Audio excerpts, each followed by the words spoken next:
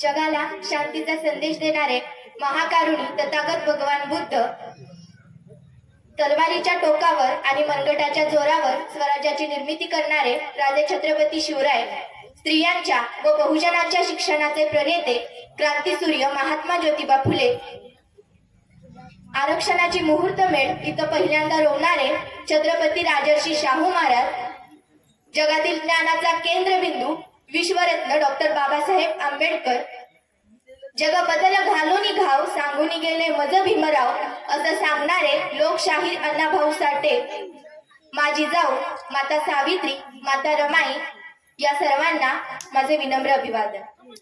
आजच्या या कार्यक्रमासाठी विचारमंचावर उपस्थित असलेले दंगलकार नितीन चंदन शिवे, त्याचबरोबर ज्यांच्या चळवळी पाहत आम्ही मोठे होत आहोत असे कॉम्रेड प्रशांत आंबी व कॉम्रेड हरीश कांबळे व उपस्थित असलेले मान्यवर आणि माझ्या प्रिय बंधू भगिनींनो, खर तर आज मी तुम्हाला एक गोष्ट सांगणार आहे। गोष्ट जग बदलणाऱ्या बाप माणसाची सांगणार आहे। वयाच्या 6व्या वर्षी आईची छत्रछाया हरपलेल्या एका लेकराची गोष्ट सांगणार आहे। आईच्या प्रेमाविना पोरकं झालेलं बाळ म्हणजे आयुष्यात प्रेमाचं आभाळ फाटलेला जीव।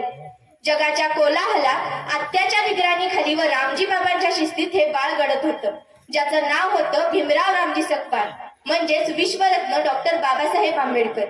जगाच्या पाठीवर कोट्यावधी लोकांनी ज्या एकाच माणसाला आपली आई आणि बाप म्हणावं, जगाच्या पाठीवर कोट्यावधी लोकांनी ज्या एकाच माणसाला आपली आई आणि बाप म्हणावं असं अतुलनीय कर्तृत्व असणारा बाप माणूस म्हणजे महामानव विश्वरत्न डॉक्टर बाबासाहेब आंबेडकर।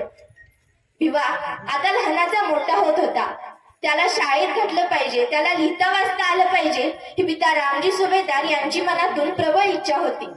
भिवाने शाळेत जावे यासाठी ते शाळेचा शोध घेऊ लागले। तेव्हा साताऱ्यात राजवाडा चौकात गव्हर्नमेंट हायस्कूल नावाची इयत्ता 1ली ते 4थीची शाळा होती।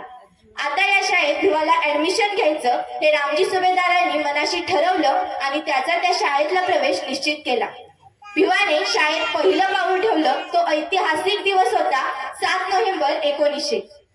आपल्या मुलानेही शिकावं, आपल्या मुलानेही शिकावं, समाजाचं दुःख, दैन्य, दारिद्र्य दूर करावं।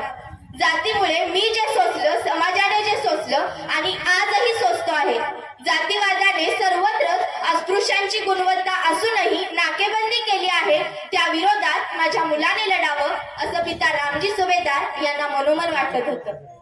वर्गाच्या बाहेर बसून भिवाला शिकावं लागत होतं, तरी त्याही पेक्षा जास्त हाल त्यांना साधं पिण्याचं पाणी मिळवण्यासाठी व्हायचं। वर्गाच्या बाहेर विद्यार्थ्यांना पाणी पिण्यासाठी एक माठ ठेवलेला असायचा।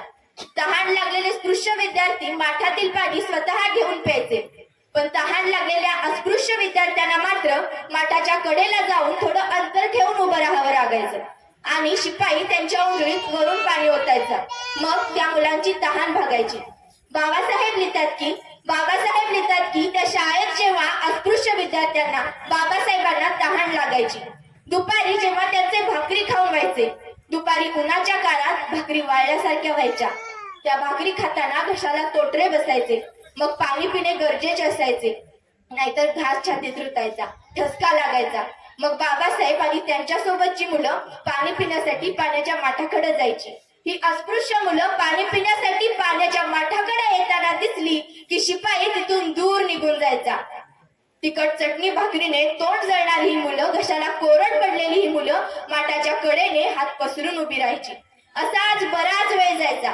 त्याच्या वेळेनुसार तो शिपाई तिथे यायचा आणि या मुलांना मागे मारे म्हणत ओरडायचा आणि मग त्यांच्या उंजळीत वरून पाणी ओतायच्या। जेवण होऊन कितीतरी वेळानंतर या एका पाण्याच्या घोटाने घास पोटात उतरायचा। बाबासाहेबांनी लिहिलेली ही आठवण वाचतानाही आज अंगावर शहारा येतो। बाबासाहेबांनी शिक्षणासाठी कित्येक हाल अपमान सोसले। त्यांनी शिक्षणासाठी सगळं सोडलं, मात्र शिक्षण कधीही सोडलं नाही। म्हणून सांगते, माझ्या भिवाची पावलं जर त्या शाळेकडे वळली नसती, माझ्या भिवाची पावलं जर त्या शाळेकडे वळली नसती, तर आजही गावगाड्यातल्या या माणसांना माणूस ही ओळख मिळाली नसती। बाबासाहेबांची त्या शाळेकडे वळालेली ती पावलं म्हणजे साधी सुधी गोष्ट नव्हती। नव्या शैक्षणिक व सामाजिक क्रांतीची सुरुवात होती. ती नव्या आधुनिक भारताच्या निर्मितीकडे पडणारी पावलं होती.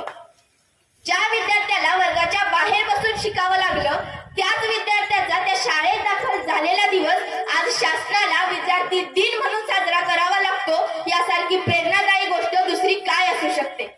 ज्यांची सत्ता जगावर होती, ज्यांची सत्ता जगावर होती, ज्यांच्या सत्तेचा सूर्य कधीही मावळत नव्हता, अशा ब्रिटिशांच्या देशात जाऊन त्यांच्याच देशातील नामांकित विद्यापीठामध्ये शिक्षण घेऊन ब्रिटिशांच्या आर्थिक धोरणामुळे भारतातील रुपयाचे होत असलेले अवमूल्यन यावर संशोधन करणारे व ब्रिटिशांच्या धोरणावर जाहीर टीका करणारे अर्थशास्त्रज्ञ म्हणजे विश्वरत्न डॉक्टर बाबासाहेब आंबेडकर. जगण्यासाठी जीवनावश्यक असतं ते पाणी, जगण्यासाठी जीवनावश्यक असतं ते पाणी. एक वेळेस अन्न नसलं तर माणूस काही दिवस जगू शकतो, परंतु पाण्याविना काय धडपड होते हे बाबासाहेबांनी लहानपणापासूनच अनुभवलेलं होतं.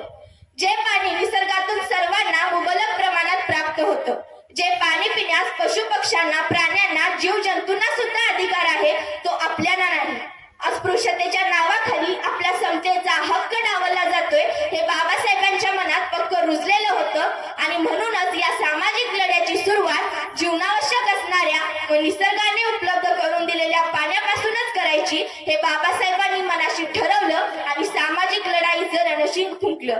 20 मार्च 1927 या दिवशी जगाच्या इतिहासातील पाण्यासाठीचा झालेला पहिला सत्याग्रह म्हणजे महाडचा 14 तळ्याचा सत्याग्रह. बाबासाहेबांनी ओंजळीत पाणी घेतलं आणि ते पाणी सर्वांकडे पाहून प्राशन केलं. तो क्षण, ती घटना या देशाच्याच नव्हे तर जगाच्या इतिहासात सुवर्ण अक्षरांनी कोरली गेली. महाडचे ते 14 तळे इतिहासात अजरामर झाले. जगाच्या पाठीवरची सर्वात मोठी मानवमुक्तीची क्रांती म्हणजे महाडचा तो 14 तळ्याचा सत्याग्रह, जो लढा बाबासाहेबांनी अहिंसेच्या तत्वाने जिंकला. स्त्रियांना फक्त हक्क नव्हे तर अधिकार सुद्धा दिले गेले पाहिजेत हे बाबासाहेबांनी संविधानातून साध्य केलं. ज्या जातींना, ज्या समाजाला पिढ्यानपिढ्या, वर्षानुवर्षे हक्क अधिकारापासून वंचित ठेवलेलं होतं, त्या सर्वांना बाबासाहेबांनी शिकण्याचे, स्वाभिमानाने जगण्याचे, सत्तेत सहभागी होण्याचे म्हणजे थेट राज्यकर्ते होण्याचे अधिकार दिले. आणि तेव्हापासूनच हे दलित, अस्पृश्य, मागासवर्गीय लोक पुढच्या काही काळातच आमदार, खासदार, मंत्री, राष्ट्रपती अशा पदांवर दिसू लागले. संविधानाचे शिल्पकार बाबासाहेब नसते तर आजही हा विचार जरी मनात आणला तरी मनात आणि मेंदूत प्रश्नांचं आणि विचारांचं वादळ उठतं. कुणी दिला असता पिढ्यानपिढ्या पिसलेल्या या अस्पृश्यांना न्याय? वर्षानुवर्षे कुणाला कळल्या होत्या आणि आजही कुणाला कळल्या असत्या या दुबळ्यांच्या वेदना? कुणाला वाटलं होतं की या वेशी बाहेरच्या माणसांच्या हाती याव्यात सत्तेच्या चाव्या? आणि कुणाला वाटलं असेल काल जोहार करणारा उद्या साहेब व्हावा, कलेक्टर व्हावा? अधिकार देऊन कुणी उघडली असती आईसाठी, बाईसाठी, ताईसाठी राष्ट्रपती पदांची दारं? आणि कशी झाली असती मंत्री, आमदार, खासदार, गाव कुसाबाहेरची पोरं? बाबासाहेब इथं नसतेच तर इंडियात नसला दिसता भारत, आणि गावच्या सीमाही न ओलांडणारा बसला नसता देशोदेशी फिरत. आणि बाबासाहेब इथं नसतेच तर कुणी सांगितलं असतं ठणकावून इंडिया म्हणजेच भारत?